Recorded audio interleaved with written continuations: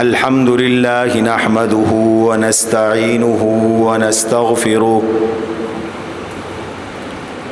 ونؤمن به ونتوكل عليه ونعوذ بالله من شرور أنفسنا ومن سيئات أعمالنا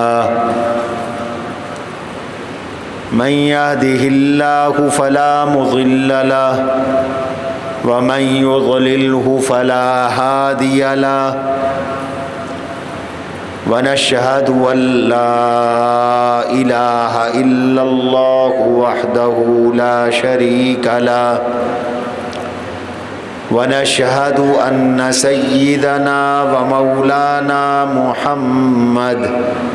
محمدا عبده ورسوله صلى الله تعالى عليه وعلى آله وأصحابه وأزواجه وأتباعه وذرياته أجمعين أما بعد فأعوذ بالله من الشيطان الرجيم بسم الله الرحمن الرحيم واذكروا إذ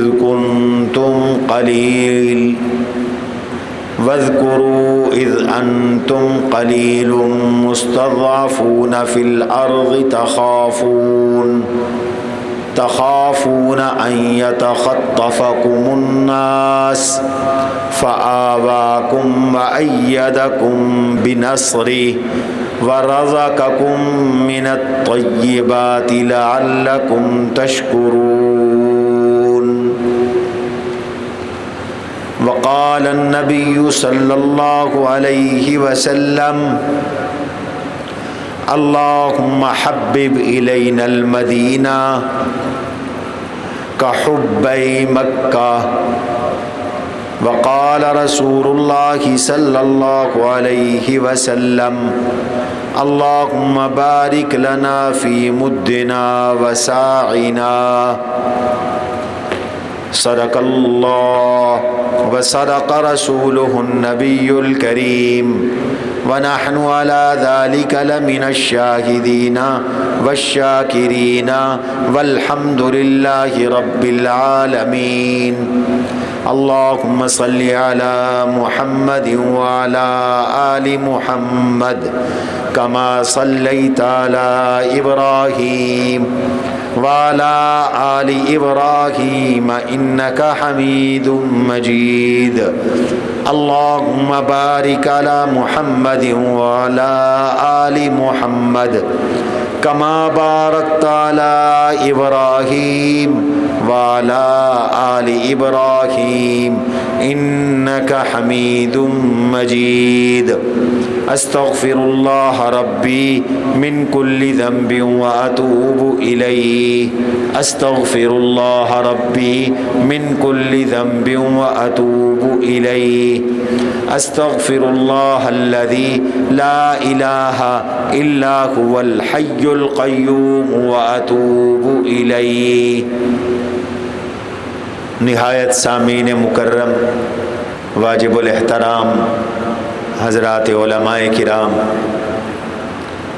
اساتذہ کرام، سامعین محترم، عزیزان گرامی، آج یوم الجمعہ بھی ہے اور آج 14 اگست 2026 79واں یوم آزادی بھی ہے، یعنی ایک کم 80 سال ہوئے وطن عزیز اسلامی جمہوریہ پاکستان کو بنے ہوئے. تو آج یوم آزادی ہے. آج کے دن پاکستان بنایا گیا تھا. تو اس مناسبت سے آج کی مجلس میں یہ آزادی کیسے حاصل ہوئی، ملک کیوں بنایا گیا اور اس نعمت کا شکرانہ کس طرح ادا کیا جائے، اس موضوع پر چند معروضات آپ کی خدمت میں پیش کی جائیں گی۔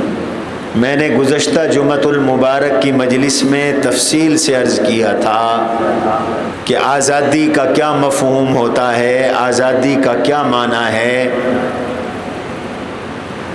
اور یہ بھی عرض کیا تھا کہ بعض انبیاء علیہ السلام کی بعثت اس لیے ہوئی کہ قوموں کو، ان کی قوم کو غلام بنایا گیا تھا، وہ قوموں کو آزادی دلانے کے لیے نبی بنا کر بھیجے گئے۔ بنی اسرائیل فرعون کے غلام تھے۔ اللہ نے فرمایا میرا کلیم جاؤ فرعون سے جا کے یہ کہو کہ اللہ پہ ایمان لائے، وَأَنْ أَرْسِلْ مَعَنَا بَنِي اسرائیل، بنی اسرائیل کو آزادی دے، بنی اسرائیل کو ہمارے ساتھ بھیج دے، بنی اسرائیل سے غلامی کی زنجیریں کاٹ ڈالے اور غلامی کے بندھن توڑ ڈالے۔ اللہ نے بنی اسرائیل کو آزادی دی تھی فرعون سے، اور اللہ نے اس واقعے کو قرآن کریم میں کئی جگہ پر تفصیل کے ساتھ بیان فرمایا۔ اور میں نے یہ بھی عرض کیا تھا کہ موسیٰ علیہ السلام کے حالات اور ہمارے آقا صلی اللہ علیہ وسلم کے حالات ملتے جلتے ہیں۔ موسیٰ علیہ السلام کی امت کے حالات اور ہمارے آقا صلی اللہ علیہ وسلم کی امت کے حالات بھی ملتے جلتے ہیں۔ اس لیے اللہ نے یہ واقعے تفصیل سے بیان کر کے اس امت کو رہنمائی عطا فرما دی۔ اللہ سبحانہ و تعالی نے انبیاء کا اسوہ عطا فرمایا۔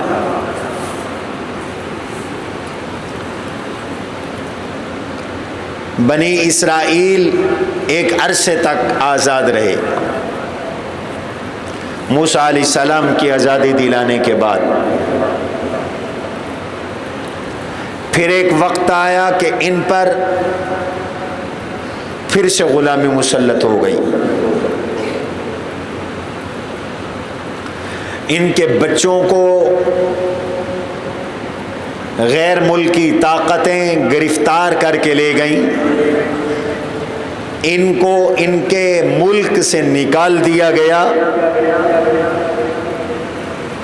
تو اس وقت کے نبی، ان کا نام مفسرین نے حضرت شموئیل علیہ السلام یا اشموئیل علیہ السلام ذکر کیا ہے۔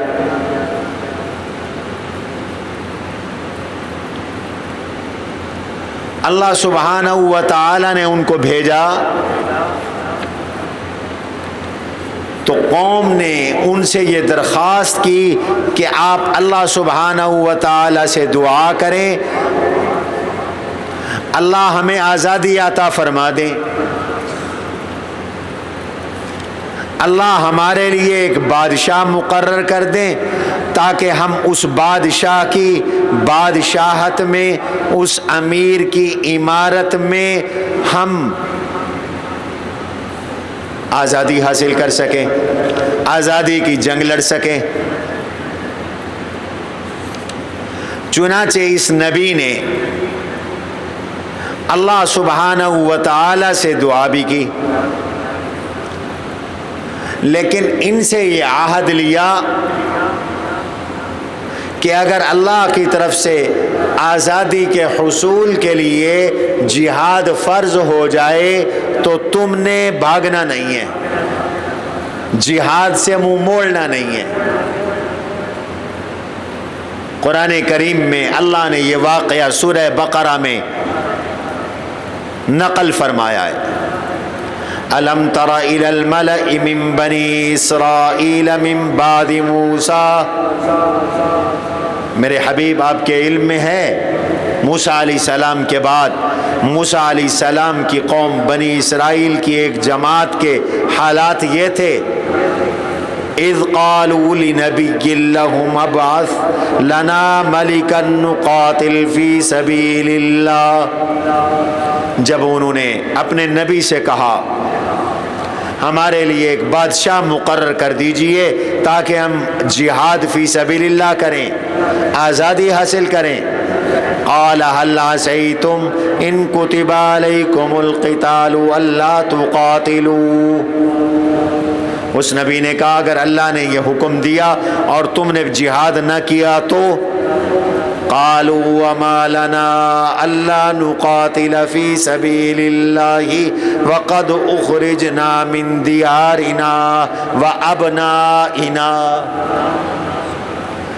ہم کیوں نہیں جہاد کریں گے، ہم کیوں نہیں جد و جہد آزادی کریں گے جبکہ ہمیں ہمارے گھروں سے اور ہماری اولادوں اور بیٹوں سے الگ کر دیا گیا ہے۔ اس نبی نے اللہ سے دعا کی، اللہ نے انہیں جد و جہد اور جہاد فی سبیل اللہ کا اور جہد آزادی کا حکم دیا۔ اللہ نے شکوہ کیا فلما کتب علیہم القتال تولوا الا قلیلا منہم واللہ علیم بالظالمین، جب اللہ نے جہاد فرض کر دیا تو اکثروں نے منہ موڑ لیا جہاد سے، بس تھوڑے ہی بچے، اور جو منہ موڑتے ہیں اللہ ان کو جانتے ہیں، اللہ کو پتہ ہے کون ظالم اور قصوروار ہیں، اللہ ان کو خوب جانتے ہیں، اللہ ان سے خود بدلہ لیں گے، خود سزا دیں گے۔ اللہ سبحانہ و تعالیٰ کے حکم پر وقت کے نبی نے ان کا ایک بادشاہ بھی مقرر کر دیا۔ وقال لهم نبيهم ان الله قد بعث لكم طالوت ملكا، وقت کے نبی نے کہا اللہ نے تمہارے لیے طالوت کو بادشاہ مقرر کر دیا ہے۔ یہ طالوت کون تھا؟ ایک غریب ترین انسان، بعض مفسرین نے لکھا ہے یہ رنگریز تھا، بعض مفسرین نے لکھا ہے یہ چرواہا تھا، بکریاں چراتا تھا۔ یہ صبح نکلا بکریاں چرانے کے لیے، جو شرائط امیر کے لیے مقرر کی گئی تھی جب اس کا جائزہ لیا گیا تو یہ ان شرائط پہ پورا اترتا تھا، تو اس کو لایا گیا اور بادشاہ مقرر کیا گیا۔ تم بادشاہ ہو، تمہاری قیادت میں اب تحریک آزادی چلے گی، تمہاری قیادت میں کفار سے جہاد ہوگا۔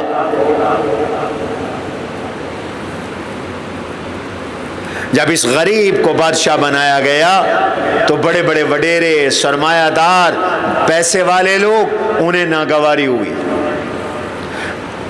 وہ کہنے لگے قالوا انا یکون له الملک علینا ونحن احق بالملک منہ ولم یؤت سعة من المال،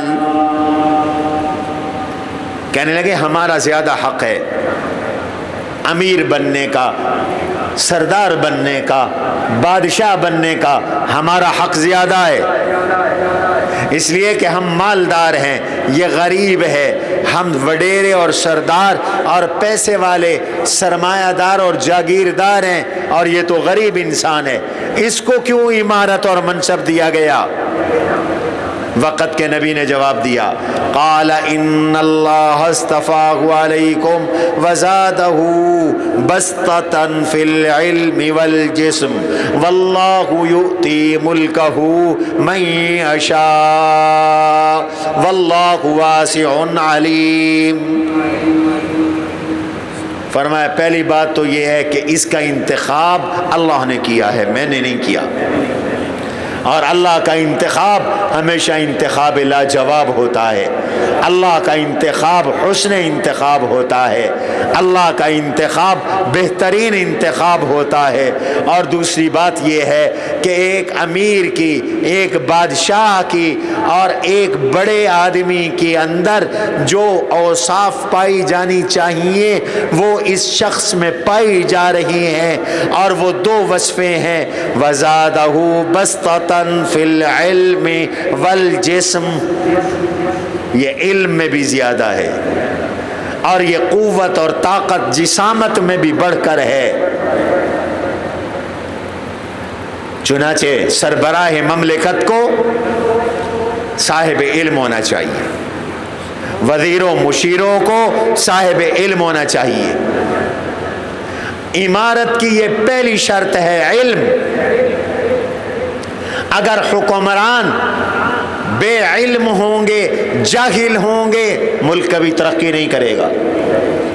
ملک تب ترقی کر سکتا ہے جب ارکان دولت، جب ملک چلانے والے لوگوں کا علم مضبوط ہو، اور علم میں دین کا علم بنیاد ہے، دین کا علم اصل علم ہے، اساسی علم ہے۔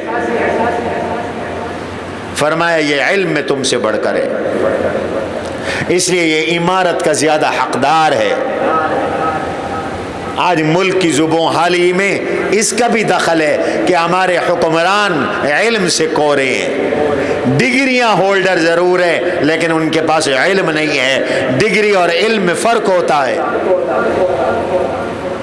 اللہ نے حضرت سلیمان علیہ السلام کو بادشاہت عطا کی، شاہیہ عطا کی، لیکن ساتھ اعلان کیا، اطلاع دی کہ ہم نے سلیمان اور داؤد دونوں کو بادشاہ بنایا، اور اس لیے بادشاہ بنایا کہ وہ صاحب علم تھے۔ وَلَقَدْ آتَيْنَا دَاوُودَ وَسُلَيْمَانَ عِلْمًا، ہم نے حضرت داؤد علیہ السلام کو اور حضرت سلیمان علیہ السلام کو علم دیا۔ وقال الحمد للہ الذی فضلنا علی کثیر من عباده المؤمنین، اس علم پر انہوں نے اللہ کا شکر ادا کیا۔ پروردگار تیرا شکر ہے کہ تو نے ہمیں علم کے ذریعے بہت سے کلمہ گو مسلمان اور آل ایمان پر فضیلت عطا کی ہے۔ معلوم ہوتا ہے اصل فضیلت وہ علم کی فضیلت ہے، اور جس کو یہ فضیلت مل جائے، جس کو علم مل جائے، اس کو اللہ کا شکر ادا کرنا چاہیے، اترانا نہیں چاہیے۔ سب سے کائنات کی بڑی دولت، کائنات کی سب سے بڑی دولت علم ہے۔ وَمَن يُؤْتَ الْحِكْمَةَ فَقَدْ أُوتِيَ خَيْرًا كَثِيرًا، اللہ کہتے ہیں جس کو حکمت، دانائی، دین کی سمجھ اور علم نصیب ہو گیا، اس کو خیر کثیر نصیب ہو گئی۔ جس کو اصابت رے اور بصیرت نصیب ہو گئی، اس کو بہت بڑی خیر نصیب ہو گئی۔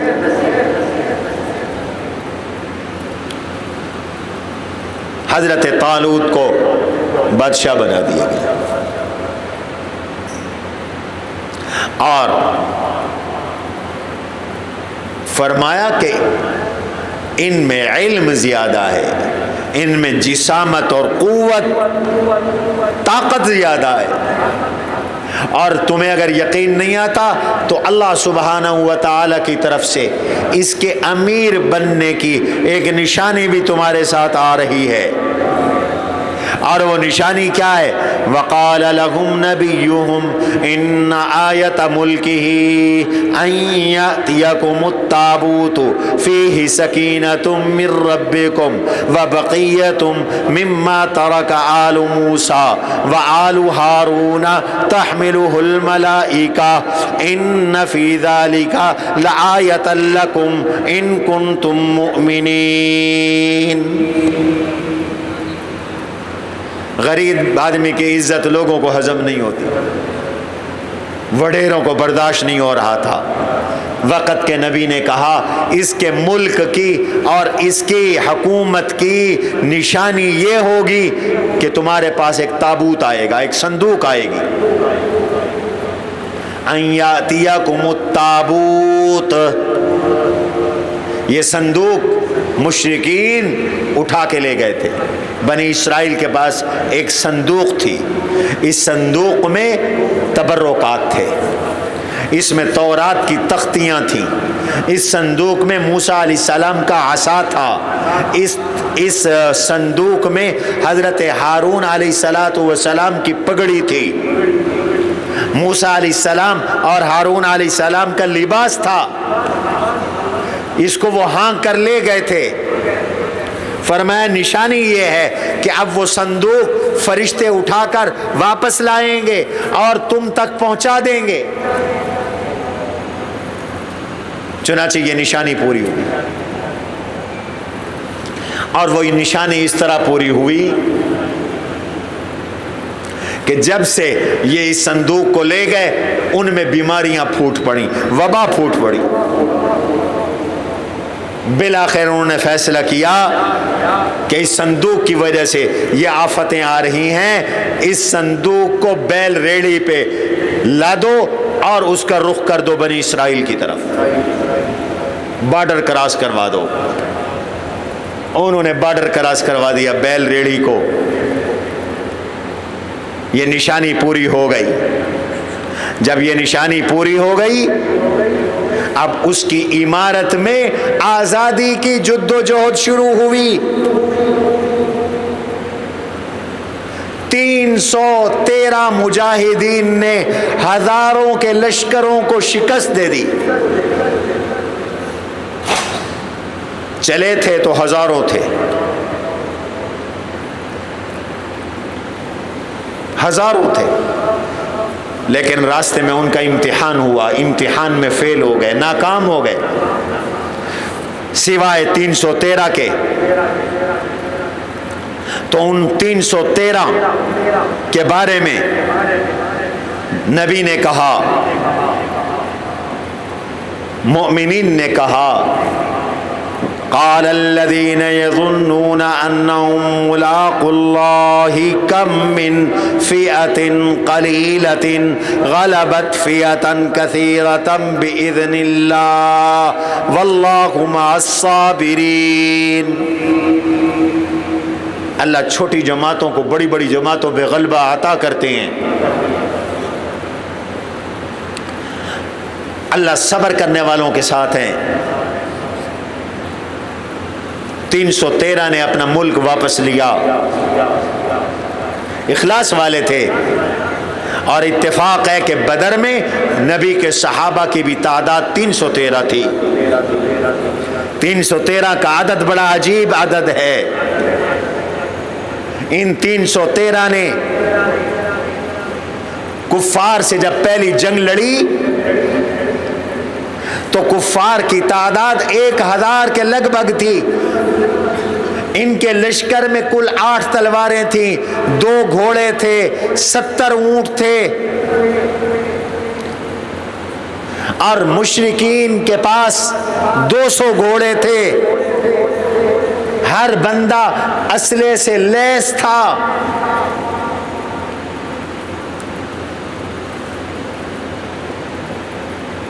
روزانہ 700 800 1000 اونٹ ذبح کر کے کھاتے تھے. کھانا بنتا تھا، دیگیں چڑھتی تھیں. لیکن جب جنگ ہوئی تو اللہ نے ان 313 کو 1000 پہ غلبہ عطا فرما دیا. اللہ نے ان کی مدد کے لیے آسمان سے فرشتے اتار دیے. أَلَنْ يَكْفِيَكُمْ أَنْ يُمِدَّكُمْ رَبُّكُمْ بِثَلَاثَةِ آلَافٍ. کافی نہیں ہے کہ 3000 فرشتے آئیں. پہلے فرمایا بِأَلْفٍ مِّنَ الْمَلَائِكَةِ مُرْدِفِينَ، 1000 فرشتے، پھر 3000 فرشتے، پھر 5000 فرشتے. اللہ نے فرشتے اتارے، آل ایمان کو غلبہ عطا کیا. اور یہ جو بدر کے شرکاء تھے صحابہ میں سب سے افضل ترین، امت کا یہ سب سے افضل ترین طبقہ ہے۔ صحیح بخاری میں حدیث ہے، جبریل امین حضور صلی اللہ علیہ وسلم کے پاس حاضر ہوئے، عرض کرنے لگے یا رسول اللہ آپ کا بدر والے صحابہ کے بارے میں کیا خیال ہے؟ حضور نے فرمایا ہم ان کو زمین کے سب سے بہترین لوگ سمجھتے ہیں۔ تو جبریل امین نے فرمایا آسمان کے لوگ بھی، آسمان کے فرشتے بھی ان فرشتوں کو سب سے افضل سمجھتے ہیں جو بدر میں نازل ہوئے تھے۔ وہ فرشتے سب سے اعلیٰ جو بدر میں شریک ہوئے، اور وہ انسان سب سے اعلیٰ، وہ صحابہ سب سے اعلیٰ جو بدر میں شریک ہوئے۔ اللہ نے یہ آزادی کی جد و جہد انبیاء علیہ السلام سے لی۔ حضور صلی اللہ تعالی علیہ وسلم ہجرت کر کے مدینہ منورہ تشریف لے آئے۔ کچھ لوگ وہاں قید ہو گئے، کفار کی قید میں آ گئے، ان کی غلامی میں آ گئے۔ اللہ نے ان کے بارے میں حکم دیا وَمَا لَكُمْ لَا تُقَاتِلُونَ فِي سَبِيلِ اللَّهِ وَالْمُسْتَضْعَفِينَ فِي الْأَرْضِ مَا لَكُمْ لَا تُقَاتِلُونَ فِي سَبِيلِ اللَّهِ، تمہیں کیا ہو گیا؟ تم اللہ کی راہ میں جہاد نہیں کرتے۔ وَالْمُسْتَضْعَفِينَ مِنَ الرِّجَالِ وَالنِّسَاءِ وَالْوِلْدَانِ الَّذِينَ يَقُولُونَ رَبَّنَا أَخْرِجْنَا مِنْ هَذِهِ الْقَرْيَةِ الظَّالِمِ أَهْلُهَا، ان کمزوروں کے لیے تم قتال نہیں کرتے، لڑتے نہیں، اٹھتے نہیں، جو مکہ میں قید ہیں اور دعائیں کر رہے ہیں ربنا اخرجنا من هذه القرية الظالم اهلها، پروردگار ہمیں اس بستی سے نکال جس بستی کے باسی ظالم ہیں۔ اللہ کے نبی علیہ الصلوۃ والسلام نے ان کو رہائی دلوائی۔ آپ مکہ مکرمہ تشریف لائے فاتح بن کر اور سب کو آزادی دلوائی۔ 17 رمضان المبارک حضور علیہ الصلوۃ والسلام مکہ میں فاتح بن کر تشریف لائے تھے۔ آپ نے بھی آزادی منائی تھی۔ کیسے؟ صحابہ کہتے ہیں آپ کا سر اٹھا ہوا نہیں، جھکا ہوا تھا، اونٹنی پہ سوار تھے، داڑھی مبارک پالان کے ساتھ لگ رہی تھی، زبان پر قرآن کریم کی تلاوت تھی، انا فتحنا لک فتحا مبینا لیغفر لک اللہ ما تقدم من ذنبک وما تأخر، قرآن کی تلاوت کر رہے تھے اور مکہ میں داخل ہوئے۔ میرے نبی اس جگہ گئے جہاں 3.5 سال حضور کو گرفتار رکھا گیا، شیب ابی طالب میں۔ حضرت علی کی بہن اور اپنی چچا زاد بہن ام ہانی کے گھر تشریف لائے، غسل فرمایا اور میرے نبی نے 8 رکعت نماز صلاۃ الفتح ادا فرمائی۔ میرے نبی نے آزادی پر نماز میں اضافہ فرما دیا۔ 16ویں صدی کے آخر میں انگریز داخل ہوتا ہے ہندوستان میں، تاجر بن کے آتا ہے، ایسٹ انڈیا کمپنی کے نام سے اس کی کمپنی ہے۔ آہستہ آہستہ داخل ہوتے ہوتے ہوتے ہوتے ہوتے اس نے ہندوستان پہ قبضہ کیا ہے۔ اس کا راستہ روکنے والی 3 بڑی شخصیات تھیں۔ بنگال میں نواب سراج الدولہ، اس نے انگریز سے جنگ لڑی، لیکن اپنوں کی غداری کی وجہ سے وہ شکست کھا گئے۔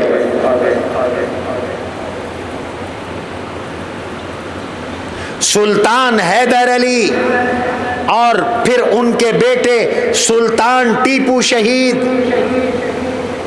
انہوں نے انگریز سے جنگ لڑی۔ یہ سب دیندار لوگ تھے، یہ علماء کی سرپرستی میں نوابی کرنے والے اور حکومت کرنے والے لوگ تھے۔ ہم نے اپنے بڑوں سے سنا ہے، یہ جو تم سلطان ٹیپو کی بغیر داڑھی کے تصویر دیکھتے ہو، یہ اصلی تصویر نہیں ہے، یہ 2 نمبر تصویر ہے، یہ بھی انگریز کی سازش ہے۔ انگریز نے ایسی تصویریں جاری کی کہ لوگ سمجھیں کہ مسلمانوں کے لیڈر بھی ایسے تھے۔ میسور میں جنگیں ہوئیں، سلطان حیدر علی شہید ہوئے، پھر سلطان ٹیپو شہید ہوئے رحمت اللہ علیہ۔ یہ جنگ آزادی کے ہیرو ہیں، یہ جنگ آزادی کے بڑے ہیں۔ میں برطانیہ گیا اور برطانیہ میں ایک شہر ہے ایڈنبرا، اس ایڈنبرا میں ایک میوزیم ہے، مجھے ساتھی میوزیم میں لے گئے۔ کئی منزلہ وہ قلعہ ہے، اس قلعے کی ہر منزل پر جب سے انگریز کا اقتدار آیا ہے سن وار انہوں نے اپنے بادشاہوں کی تصویریں اور ان کے اسلحے اور پرانے دور کے اسلحے لٹکائے ہوئے ہیں۔ انہوں نے اپنی دشمنوں کی تصویریں بھی وہاں آویزہ کی ہوئی ہیں۔ تو میں وہ دیکھ رہا تھا، چلتے چلتے چلتے ایک جگہ میں پہنچا تو دیکھتا ہوں وہاں سلطان ٹیپو شہید کی بھی تصویر لگی ہوئی ہے، اس کا تعارف لکھا ہوا ہے۔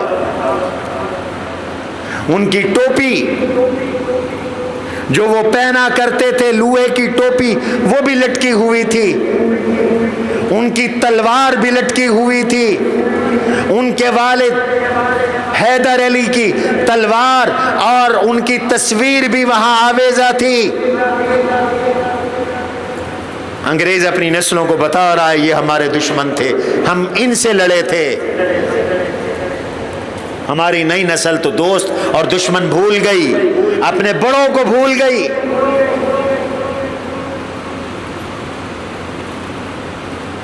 ہمارے مغلیہ بادشاہوں کا نظام کمزور ہوتا چلا گیا، ریاست کمزور ہوتی چلی گئی، انگریز دخیل ہوتے چلے گئے۔ ان کا رستہ صاف تھا، ان کے رستے میں کھڑے ہوئے تو مسلمان، کھڑے ہوئے تو علماء۔ چنانچہ یاد رکھو 1803 میں امام شاہ ولی اللہ محدث دہلوی رحمت اللہ علیہ کے بڑے فرزند اور جانشین حضرت شاہ عبدالعزیز محدث دہلوی رحمت اللہ تعالی علیہ نے پہلی مرتبہ یہ فتویٰ دیا کہ اب ہندوستان دارالحرب بن چکا ہے۔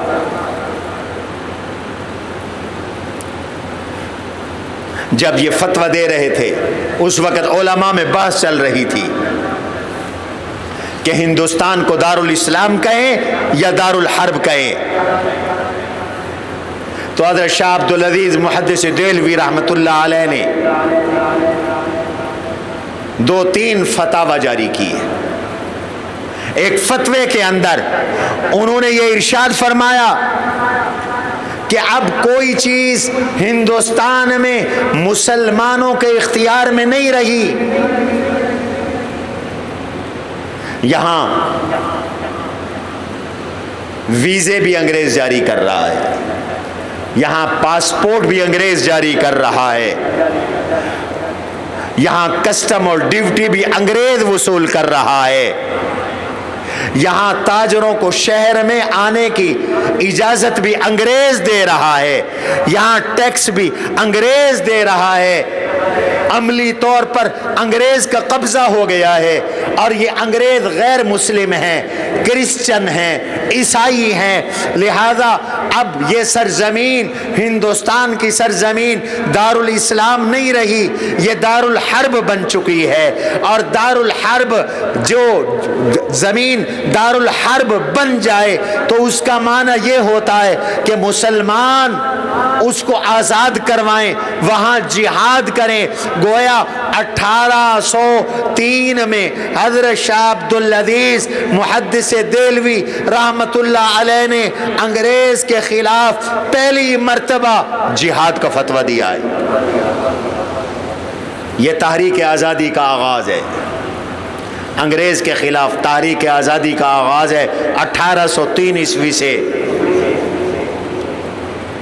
مجھے گلہ ہے اپنے حکمرانوں سے، وہ پوری تاریخ بچوں کو نہیں پڑھاتے۔ تحریک پاکستان صرف اتنی بتائی جاتی ہے کہ 23 مارچ 1940 میں قرارداد پاکستان منظور ہوئی، اور 45-46 میں مسلم لیگ نے الیکشن جیتا، اور 1947 میں پاکستان بن گیا۔ 7 سال کی جد و جہد میں پاکستان بنائے۔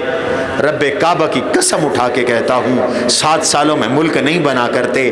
پاکستان کی قیام کی جد و جہد 1803 سے شروع ہوئی ہے، جب شاہ عبدالعزیز محدث دہلوی نے انگریز کے خلاف فتویٰ دیا تھا کہ انگریز کے تخت کو ختم کرنا اب مسلمانوں پہ لازم ہو گیا ہے، ضروری ہو گیا ہے، جہاد فرض ہو گیا ہے، ہندوستان دارالحرب بن گیا۔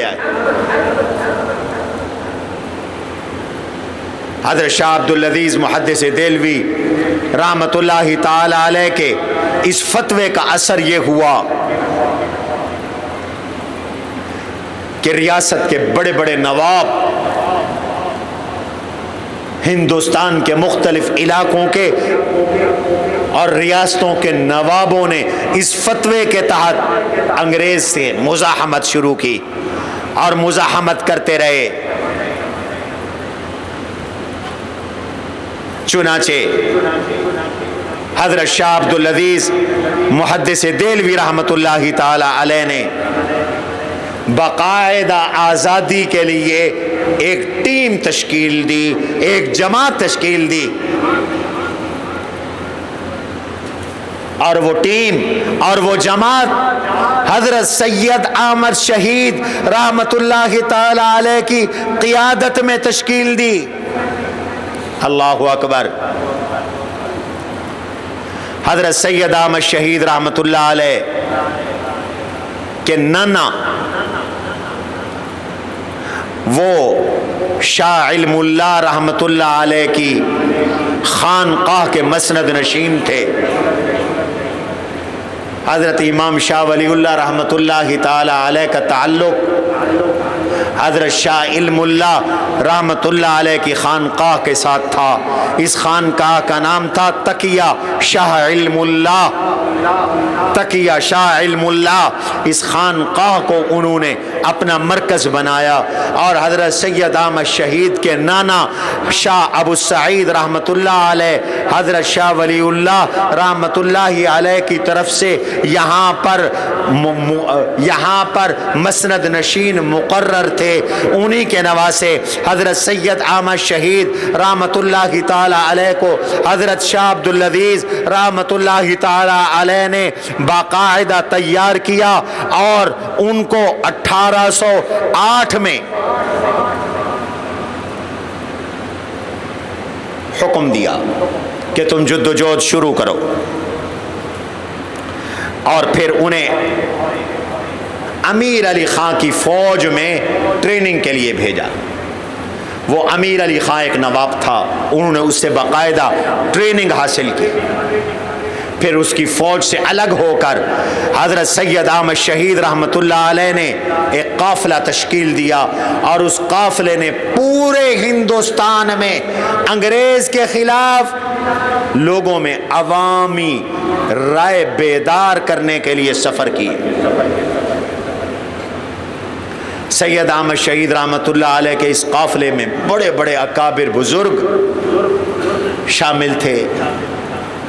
شاہ عبدالعزیز محدث دہلوی رحمۃ اللہ تعالی علیہ کے بھتیجے ہیں، جن کا نام شاہ اسماعیل شہید رحمۃ اللہ علیہ ہے، ہمارے حدیث کی سند کے شیخ، اور شاہ عبدالعزیز محدث دہلوی رحمۃ اللہ علیہ کے نواسے حضرت شاہ محمد اسحاق رحمۃ اللہ علیہ ان کے قافلے میں شامل تھے۔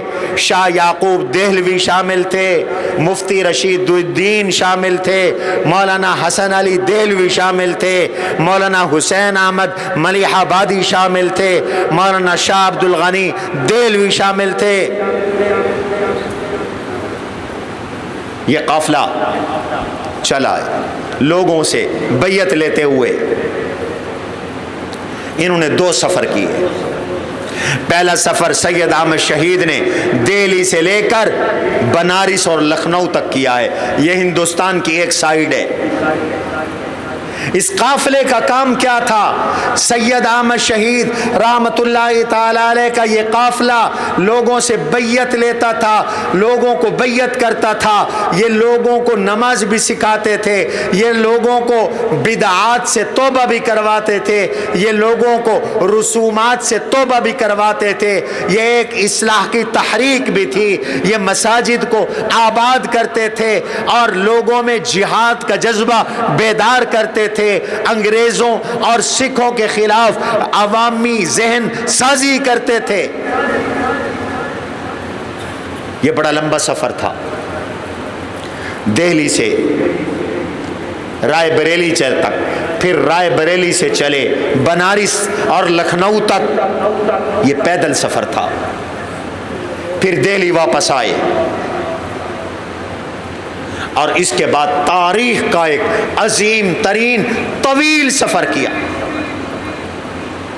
وہ سفر تھا جو سید احمد شہید کے قافلے نے 7000 میل کا سفر کیا، پیدل پیادہ پا 7000 میل۔ یہ آزادی کی جد و جہد ہے۔ خواتین اور عورتیں اور بچے وہ بھی ساتھ ہوتے تھے، لیکن ان کو کشتیوں پہ سوار کیا جاتا تھا، اور اس قافلے کو، یہ قافلہ خود پیدل چلتا تھا، پاؤں میں آبلے پڑ جاتے تھے، ٹھوکریں لگتی تھیں، کوئی روڈ نہیں تھے، اس کو ٹھیک کر، کوئی روڈ نہیں تھے۔ اللہ اکبر، ٹھوکریں لگتی تھیں، فاقے آتے تھے، 800 لوگ قافلے کا حصہ بن گئے۔ اب 800 آدمیوں کا کھانا پینا مسلسل، اس کا انتظام، میری طرف دھیان رہے آپ کا، مسلسل انتظام۔ اللہ اکبر۔ پہلے تو حج پہ گئے، میری طرف دھیان رہے آپ کا، یہ میں آپ کو وہ تاریخ بتا رہا ہوں جو آپ کو نہیں بتائی جاتی۔ سید احمد شہید رحمت اللہ علیہ کا یہ قافلہ جس نے 7000 میل پیدل، گویا 10,000 کلومیٹر سے زیادہ پیدل سفر کیا۔ پہلے تو حج پہ گئے، اس زمانے میں یہ بھی مشہور کر دیا گیا تھا کہ اب حج فرض نہیں رہا، لوگ حج کرنا چھوڑ گئے تھے، تو سید احمد شہید نے لوگوں کو یہ بتایا کہ حج فرض ہے، حج کی فرضیت ختم نہیں ہوئی، حج پہ گئے۔ اس زمانے میں یہ وسائل اور اسباب نہیں تھے، 6 ماہ تک ان کا جہاز سمندر میں رہا۔ شعبان المعظم میں حضرت سید احمد شہید کا قافلہ مکہ مکرمہ میں، جدہ میں پہنچا ہے۔ جدہ سے وہ مکہ مکرمہ میں، میری طرف دھیان رہے، جدہ سے وہ مکہ مکرمہ میں آئے ہیں، اور مکہ مکرمہ میں حضرت سید احمد شہید رحمت اللہ علیہ حج کے لیے تشریف لائے۔ آگے تشریف لے آئے، آگے کرسی پہ ہمارے ایس پی صاحب، ایس پی صدر محترم جناب نعمان ظفر صاحب، اللہ سبحانہ و تعالیٰ انہیں جزائے خیر دے، میری دعوت پہ تشریف لائے۔ ابھی ہم ان کی سپیچ بھی سنیں گے اور یہ ہماری تقریب کا حصہ ہیں۔ حضرت کرسی پہ آ جائیں، آ جائیں۔ جزاک اللہ، فقیر منش انسان ہیں، اللہ ان کی زندگی میں برکت دے، اللہ تعالی ہمارے سارے افسران ہمیں ایسے بنا دے۔ توجہ رہے میری طرف، میں بات کلوز کر رہا ہوں، وقت ختم ہو رہا ہے۔ حج فرمایا، اور آپ جانتے ہیں مینا میں حضور علیہ الصلاۃ والسلام نے ایک مقام ایسا ہے جہاں پر 3 سال آپ کے ہاتھ پر مدینہ سے آنے والے انصار بیعت کرتے رہے۔ اس بیعت کو بیعت عقبہ کہتے ہیں۔ بیعت عقبہ کے اس مقام پر بیعت کے نتیجے میں حضور نے ہجرت فرمائی تھی، مدینہ تشریف لے گئے تھے۔ اس جگہ پہ بیٹھ کر سید احمد شہید نے اپنے قافلے کے رفقا سے بیعت جہاد لی کہ ہندوستان میں جا کر اپنے ملک کو آزادی دلوائیں گے۔ 1.5 سال کے بعد واپس تشریف لائے، پھر بیٹھے نہیں ہیں۔ پھر سید احمد شہید کے قافلے نے سفر کیا ہے پورے ہندوستان کا، پھر سفر کیا ہے افغانستان کا، پھر سفر کیا ہے سید احمد شہید نے سندھ کا، بلوچستان کا، بلوچستان سے سندھ آئے، پھر بلوچستان سے افغانستان گئے، افغانستان سے پشاور آئے، پشاور میں آ کر اسلامی حکومت قائم کی، اور اسلامی حکومت کے قیام کے بعد وہ آگے بڑھے۔ وہ مظفر آباد جانا چاہتے تھے اور مظفر آباد کو انگریز کے چنگل سے کشمیر کو آزاد کروانا چاہتے تھے۔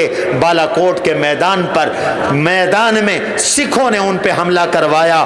اس وقت آپ کا شجاع آباد بھی سکھوں کی تحویل میں تھا، لاہور بھی سکھوں کی تحویل میں تھا، ملتان بھی سکھوں کی تحویل میں تھا۔ میں نے اپنی کتاب نقوش شجاع آباد کی پہلی جلد میں وہ سن لکھے ہیں کہ جن سنوں میں یہاں شجاع آباد میں بھی ملتان میں بھی سکھوں کا قبضہ ہوا، حتیٰ کہ نواب شجاع خان کی قبر پر آج بھی گولیوں کے نشان موجود ہیں۔ ان کے بیٹے نواب مظفر خان شہید جو ملتان کے والی تھے، انہوں نے جنگ لڑی اور انگریزوں نے نواب شجاع خان کی قبر پہ گولیاں چلائی۔ اس دور میں سکھوں سے اہل پنجاب کو آزادی دلانے کا خواب دیکھا تھا سید احمد شہید رحمۃ اللہ علیہ نے۔ سید احمد شہید شاہ اسماعیل شہید بالا کوٹ میں شہید ہو گئے، اور ان کی شہادت کے بعد یہ تحریک آزادی مزید آگے بڑھی۔ پھر 1857 میں ایک بڑی جنگ ہوئی جس کو 1857 کی جنگ آزادی کہا جاتا ہے۔ اس میں ہندو پیچھے تھے، مسلمان آگے تھے۔ 2 محاذ کھولے گئے۔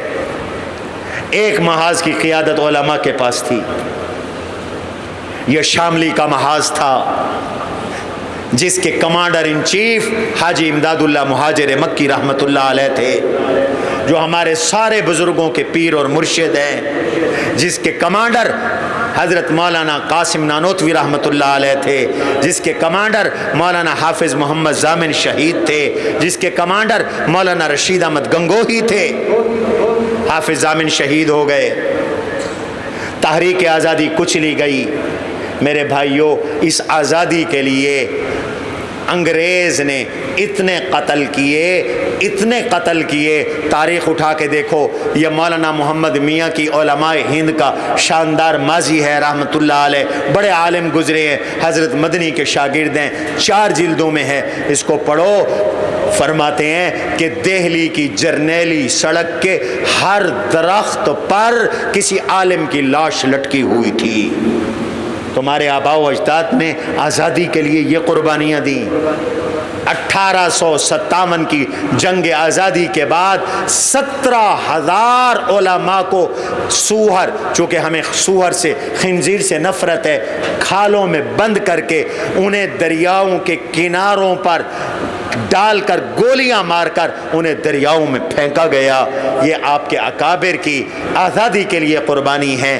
پھر 1857 کے بعد تجربے نے بتایا کہ تشدد اور مسلح جد و جہد کے ساتھ ملک کو آزاد کرنا ممکن نہیں۔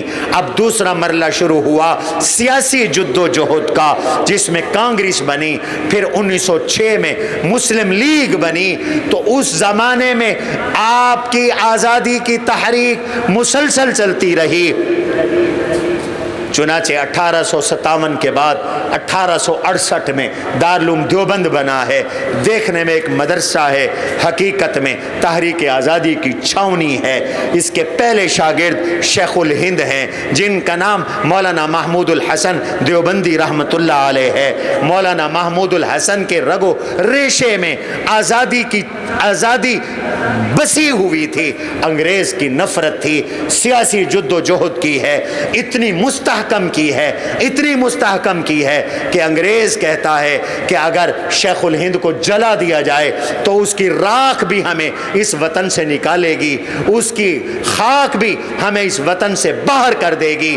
یہی شیخ الہند ہیں جنہوں نے تحریک ریشمی رومال چلائی۔ آپ کو نہیں پڑھائی جاتی، لیکن ہسٹری مٹ نہیں سکتی۔ اٹھاؤ دیکھو، اس تحریک ریشمی رومال میں یاغستان، افغانستان، ترکی، ان ملکوں کو شریک کیا گیا۔ مولانا عبید اللہ سندھی کو حضرت نے بھیجا، وہ کابل گئے، وہ روس گئے، شیخ الہند کے رابطے روس کے ساتھ تھے، شیخ الہند کے رابطے جاپان کے ساتھ تھے، شیخ الہند کے رابطے جرمنی کے ساتھ تھے۔ خود تشریف لے گئے مدینہ منورہ، طائف تشریف لے گئے، اور مکہ تشریف لے گئے، مدینہ تشریف لے گئے۔ غالب پاشا سے جو ترکی کا گورنر تھا ملاقات کی اور طے کیا کہ ایک وقت میں پورے ہندوستان میں بغاوت اٹھائی جائے گی اور ترکی حملہ کرے گا، افغانستان حملہ کرے گا،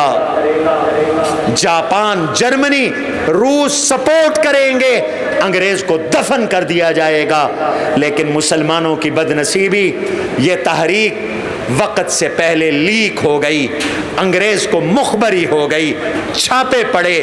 ایک مرکز خانپور کے قریب ایک ہماری پرانی خانقاہ اور قصبہ دین پور شریف ہے، ایک مرکز امروڈ شریف تھا، ایک مرکز اس کا لاہور تھا۔ تو ان مراکز پہ چھاپے پڑے، اسلحے نکالے گئے، اور وہ خط پکڑا گیا جو ریشمی رومال پہ لکھا جاتا تھا اور اس کو چھپا کر روانہ کیا جاتا تھا، اور شیخ الہند کو طائف سے گرفتار کر کے مصر لایا گیا۔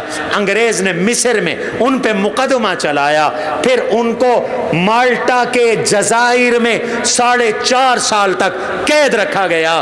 یہ وہی شیخ الہند ہیں جنہوں نے انگریز کے خلاف تحریک چلائی، اور مالٹا کے جزائر میں حضرت شیخ الہند نے قرآن کریم کا ترجمہ لکھا اردو میں، اور قرآن کریم کی تفسیر لکھنا شروع کی، سورۃ النساء تک پہنچے تھے کہ اللہ کی قدرت سے آزادی مل گئی۔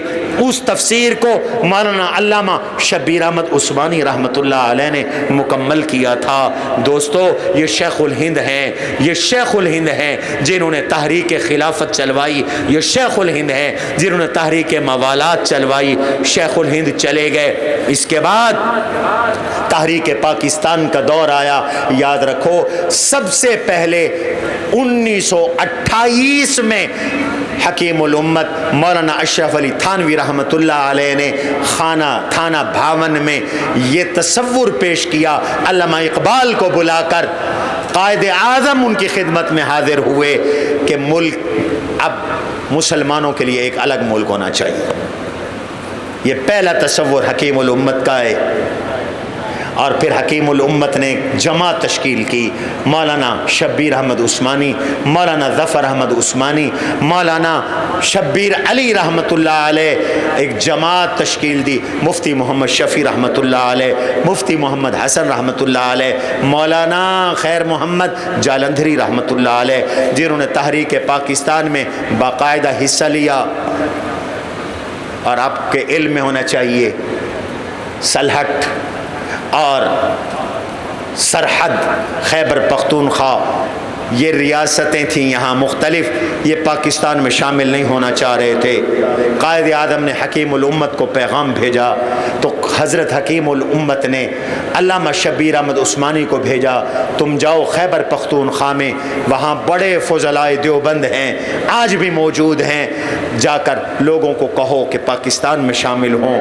مولانا ظفر احمد عثمانی کو بھیجا کہ تم جاؤ اور جا کر سلہٹ میں اور مشرقی بننے والے پاکستان میں لوگوں کو پاکستان کے لیے تیار کرو۔ یہ علماء گئے، رائے عامہ ہموار کی۔ ادھر بہاول پور کا نواب متردد تھا کہ پاکستان میں شامل ہوں، ہندوستان میں شامل ہوں۔ یہاں ایک بڑے عالم تھے جن کا نام مولانا محمد صادق صاحب تھا، انہوں نے نواب صاحب کو تیار کیا۔ انہوں نے نواب صاحب نے نہ صرف پاکستان میں شامل ہونے کا اعلان کیا بلکہ پاکستان کے قیام کے بعد 1 سال تک پورے سرکاری ملازمین کی تنخواہیں انہوں نے دی، نواب صاحب نے دی۔ نواب صاحب نے ریاست پاکستان کو اربوں روپے دیے۔ یہ ہمارے علماء کا پاکستان کے ساتھ تعلق ہے۔ اور پھر جب پاکستان بنائے تو مشرقی پاکستان میں پہلی پرچم کشائی مولانا ظفر احمد عثمانی نے کی، مغربی پاکستان میں قائد اعظم کے حکم سے پہلی پرچم کشائی علامہ مولانا شبیر احمد عثمانی رحمۃ اللہ علیہ نے فرمائی ہے۔ یہ پاکستان ہمارا ہے اور پاکستان سب طبقات کا ہے، لوگوں اس کو غنیمت سمجھو۔ آج پاکستان ہے، تمہارے مدارس ہیں، پاکستان ہے، تبلیغی جماعت کا مرکز ہے۔ جتنا بڑا مرکز رائمنڈ تبلیغی جماعت کا پاکستان میں ہے، کہیں نہیں ہے۔ یہ پاکستان ہے، آج گفتگو کی آزادی ہے۔ یہ پاکستان ہے، آج اللہ کے فضل سے سعودیہ کی خدمت کرتا ہے، حرمین کی حفاظت پاکستان کر رہا ہے۔ آج آپ نے دیکھا نہیں ہے کہ پاکستان پہلے معاہدہ ہوتا ہے سعودیہ اور پاکستان میں، دنیا کی کوئی اسٹیٹ، اسلامک اسٹیٹ ایٹمی قوت نہیں ہے، ایک پاکستان ہے جو ایٹمی قوت ہے۔ اس نعمت کی ناقدری نہ کرو۔ یہ ٹھیک ہے کہ ہمیں جو مقصد بتایا گیا تھا ابھی تک حاصل نہیں ہوا، لیکن ہم مایوس بھی نہیں ہیں۔ انشاءاللہ وقت آئے گا، ان شہداء کی روحیں وہ خوش ہوں گی۔ اور اب جانتے ہو کہ اس پاکستان کے لیے 15 لاکھ لوگوں نے قربانی دی تھی، 15 لاکھ لوگوں نے جام شہادت نوش کیا تھا۔ اور اے بھائیو، یہ کوئی معمولی بات نہیں ہے۔ 70,000 کے قریب عورتوں کی عصمت دری ہوئی۔ اس کو مستحکم کرو، مضبوط کرو، محبت کرو، پیار کرو۔ اس پاکستان کے کسی ایک حاکم یا کسی ایک فرد کی وجہ سے اس ریاست کے خلاف بات نہ کرو۔ اس کا آئین اسلامی ہے، اس کا قانون خلاف اسلام نہیں ہے، سوائے ان چند قوانین کے جو اب اسمبلیاں منظور کر رہی ہیں۔ اللہ اس وطن کو سلامت رکھے،